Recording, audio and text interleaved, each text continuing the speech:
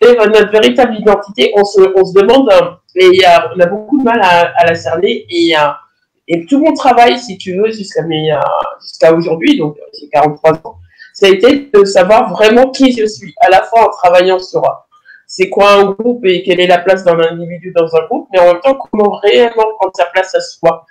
Et c'est vraiment, et c'est une question hyper intéressante. Alors, je suis passée par la psychologie, je suis passée par l'ethnologie, je suis passée par beaucoup, beaucoup de disciplines. Et je pense qu'aujourd'hui, la meilleure définition que je donnerais, c'est que je suis un être spirituel venu vivre une expérience matérielle sur cette terre. Et je pense que si je résumais un peu mon histoire aujourd'hui, je dirais que tout se résume à l'autonomie, à l'indépendance, pour être pleinement soi-même. Et donc, aujourd'hui, une principale qualité, je dirais, c'est la créativité, l'écoute, la bienveillance, l'intuition. C'est les moteurs qui ont toujours cherché à gouverner ma vie et avec lesquels j'ai beaucoup travaillé. Et j'ai une devise un mantra, je dirais, c'est Joko Vaen, donc joie, confiance, vaillance et engagement. Et en fait, ce sont 4 valeurs que j'essaye en permanence de mettre afin d'être aligné dans mon cœur, parce que pour moi, le centre de l'action aujourd'hui, c'est le cœur, même si on a souvent pensé que c'était le mental. Voilà en gros comment je pourrais me résumer aujourd'hui. Alors oui, effectivement, pendant 3 ans, j'ai fait le tour des facs. Donc Strasbourg, à Nîmes, à Bordeaux, à Lille. Et donc, ce qui m'a permis de me rendre compte que j'étais assez nomade. Et ça joue. On en reparlera dans mon activité parce que ça a une importance aussi. Même si maintenant, effectivement, ça fait à peu près 10 ans que je suis toujours sur Strasbourg. Mais j'ai appris que voyager, c'était et voir de nouveaux décors. Et c'était à la fois un moyen vraiment de s'enrichir, une ouverture d'esprit, puisque selon les endroits où on est, tout peut changer. Même en France, les montées ne sont pas forcément les mêmes, qu'on soit à Marseille ou à Lille. Et donc, et en même temps, cette aventure de 3 ans m'a permis de me rendre compte qu'effectivement, quand on voyage léger, la personne la plus importante qu'on emmène, c'est nous-mêmes. Alors, c'est très philosophique ce que je suis en train de dire, mais c'est et on en reviendra un peu plus tard encore, comme je disais, mais ce qui est vraiment important aujourd'hui, ce qui est vraiment important pour moi, c'est comment on se connecte à soi-même.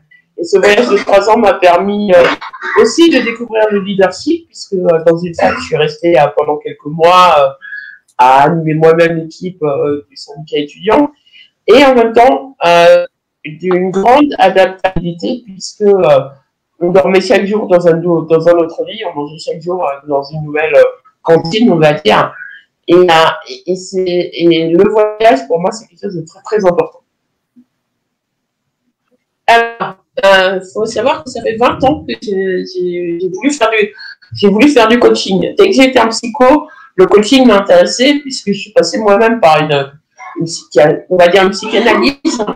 Mais je me suis rendu compte qu'aujourd'hui, ce qui était vraiment intéressant quand on voulait évoluer et faire évoluer quelqu'un et pouvoir changer et vraiment être en lien et poser dans sa vie et pouvoir aller vraiment faire ce qu'on veut faire. Les méthodes longues comme la psycho, c'est très intéressant, mais aujourd'hui, on a besoin de concret, sans forcément. Pour moi, le passé est une lanterne qui peut éclairer le présent, mais revenir tout le temps sur le passé, quelque part, c'est à vous de travailler le mental. Donc, mon projet à travers le coaching, c'est de permettre de travailler à la fois à son présent, de s'aligner à ses valeurs. Et comme je disais tout à l'heure, moi, ce qui est très important pour moi aujourd'hui, c'est que la personne puisse s'aligner en toute authenticité à son cœur. Alors, comment ça se passe réellement?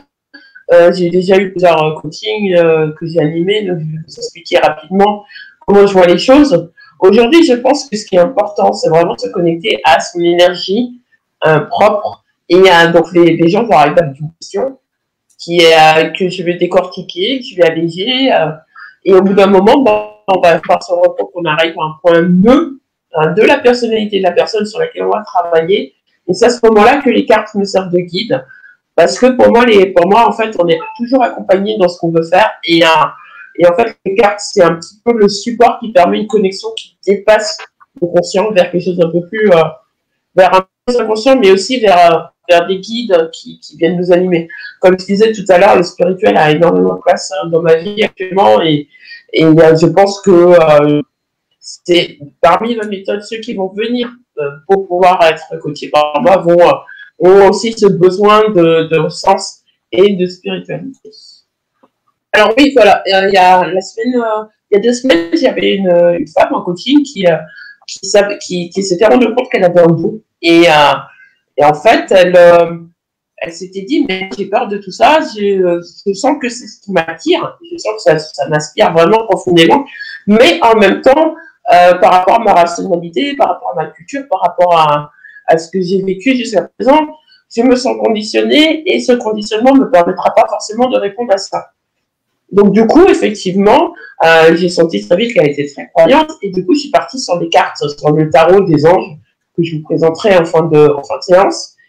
Et c'était un film très riche parce que dans le tirage, cette femme était très très proche de la cathédrale de Chartres. Et les anges m'ont... alors, on va dire les anges directement, hein, parce que c'est comme ça que je le perçois, mais les anges m'ont fait tirer 4 cartes. Et dans ces 4 cartes, effectivement, il y avait un ange qui représentait la cathédrale de Chartres. Et de l'autre côté, une carte se cachait où il y avait ce labyrinthe. Et effectivement, le fait qu'elle revoie qu'elle était totalement connectée à sa... que les anges lui demandaient d'être totalement connectée à sa spiritualité, l'a beaucoup rassurée et lui a permis de se rendre compte qu'elle était déjà alignée sur le bon chemin.